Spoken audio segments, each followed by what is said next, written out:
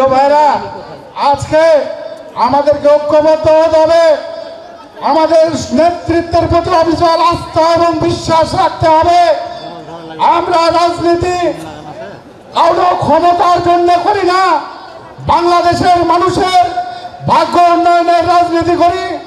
শহীদ president Ziaur Rahman বাংলাদেশে ক্ষমতার রাজনীতি করেননি, তার উত্তরসূরি দেশনেত্রী বেগম খালেদা জিয়া এবং তার সুযোগ্য সন্তান জনাব তারেক রহমানও তাই করছেন। প্রিয় ভাইরা, আমাদের ঐক্যবদ্ধ থাকতে হবে, ঐক্যের কোনো বিকল্প নাই। আজকে এই মাঠ প্রমাণ করে দেয় যে আমরা বাগমারা বিএনপি একত্রিত আছি।